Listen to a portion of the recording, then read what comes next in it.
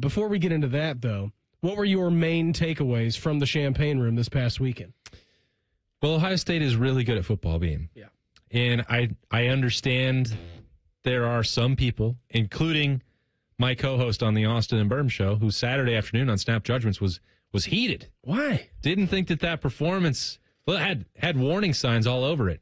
First of all right, let me combat that for a second. It's a top 25 road win easy. In the game of the century where that was the loudest that stadium's ever been.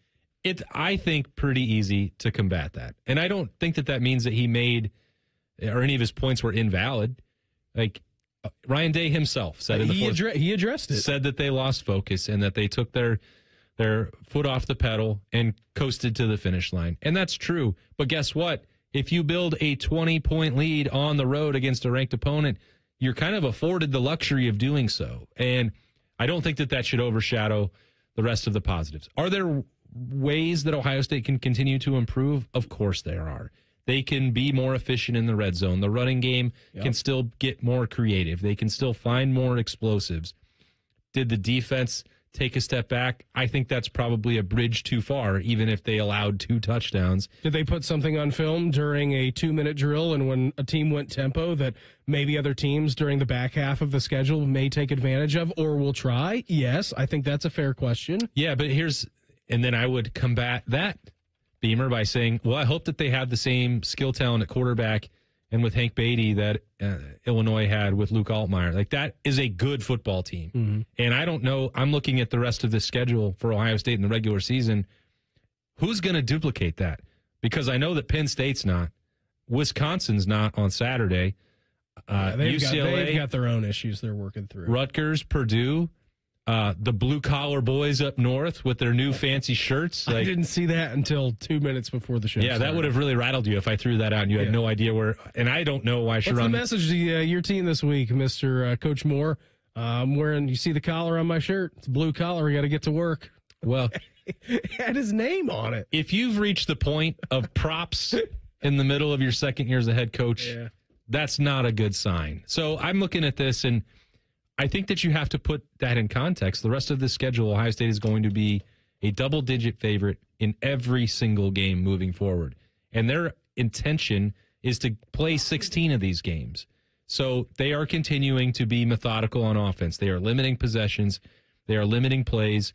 That's to help their offense and to help their defense, which you're still looking at some of the depth situations here where Edric Houston was out. Lorenzo Styles didn't play at Illinois. So those things are significant. First start for Devin Sanchez in his career. And he's going to have, that's another spot that you can point to that's going to be like, okay, you have some learning opportunities and room for growth coming out of this. But I don't have it in me.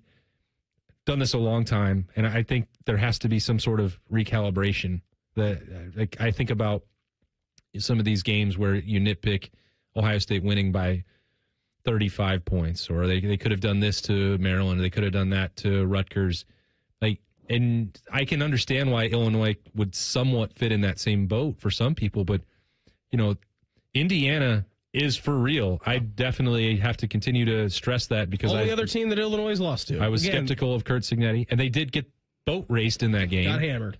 And they lost decisively on Saturday against Ohio State as well, but they're very much actually still in the mix to earn a playoff bid. That Illinois-Washington game is going to be pretty important. Both of those teams now have lost to Ohio State, but Washington turned it around and looked really good. Illinois beat USC, which then turned around and smacked Michigan, which prompted this blue-collar conversation. So I think Illinois is a good football team. I was impressed by their plan on both sides of the football. They were just outclassed by Ohio State, which is, they're like the big brother. They can stick their arm out, and they can hold that little brother at bay. And if they want to win by 40 or 50, they can. They're not trying to do that, Beamer. And I think I can understand why people are frustrated that they're not, but they don't need to. I think that was also something that was a learning experience from last year, that they really said, oh, okay, well, we can just go at the tempo that we want to go in. And listen, again, I'm not saying that everything on Saturday against the Illini was perfect. Ryan Day will tell you that. Every coach over there will tell you that. You listen to some of the great post-game audio or interviews that you guys got, or Tyler Danberg on the network. Like the players were upset with their performance. You listen to Sonny Styles talk after Saturday's game, and he was upset.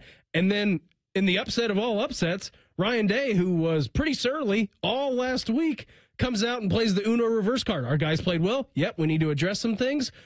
Maybe our running back's not hitting the hole. Maybe we're not getting some push. From my vantage point, I thought the push was pretty good. That's what he said. But you know what? I thought it was a good effort. That's a good team. Kind of just let our foot off the gas. So, yeah, we can nitpick all that we want.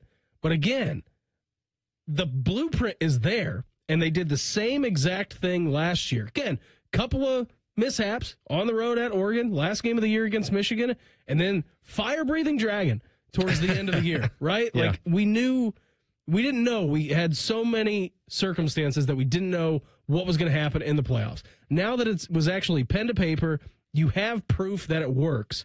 We're just going to do the same thing again. Did you ever, Isaiah, you can chime in here too, on Saturday, did you ever feel like the game was in jeopardy?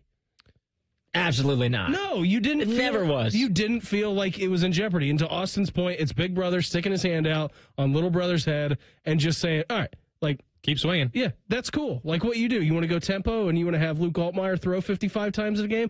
Okay, that's fine. You're going to get some yards. Great goal line stand before halftime. Unbelievable that they were able to do that. Then Illinois whooshed right down the field. You did have the boomerang answer on the second drive. But still, never once on the road, top 25 team, did you feel that that game was in danger. And if you're playing that way, and I know that there's a lot more to this team, that's a dangerous thing for college football to know that they're not even close to hitting their ceiling. Yeah, when it got to be 10-0, I said to Adam King, who was sitting on my left in the press box at Memorial Stadium, a beautiful press box, by the way. Yeah. Just fantastic.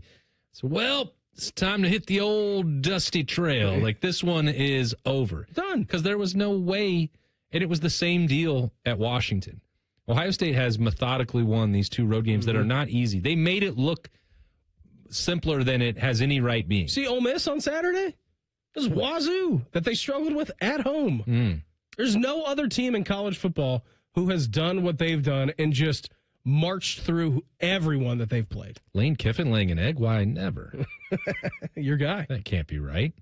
Anyway, I think my takeaway overall, Beamer, was that the issues are always there. I will say that before of course. Ryan Day says it tomorrow, which he absolutely will. And I think you compare his post-game response against Minnesota to what he said on Saturday against Illinois. I think he also understands that he can't continually press the same button. He was trying to challenge Ohio State, his team coming out of that comfortable win over Minnesota, and I think he wanted to snap them into focus so that they were able to get out and set the tone at 11 a.m. Central Time against a ranked opponent on the road on Saturday, and they did that. And if they were upset, the players in the locker room, now they loved hoisting the yellow buck. Yeah. They were smiling. They were having a good time on the field. I think that they were, there is some talk about ways to improve, but almost everybody that I talked to, and Berm and I got on for the Notebook on 97.1 The Fans YouTube channel, if you missed that, like they knew that they accomplished something that was significant and meaningful, and maybe that was because Ryan Day got their attention afterwards and said, we're going to finish games better, because he sent the starters back out there with 2 minutes to go to make sure that Brett Bielema didn't get any style points back on the board there, and they closed that out. Substitutions. Arvell Reese goes out and gets that sack and ends that decisively. And I think you can't just say every week, well, that's not good enough, that's not good enough, get ready for next week. They deserve every now and again to have a pat on the back and to enjoy a 45-minute flight home and an early night to get out and to do whatever you want on a Saturday in Columbus. How does it feel to be the number 2 team in the country 3 weeks ago? Only now to find yourself without a coach. We'll do that coming up next. It's the Buckeye Show on The Fan.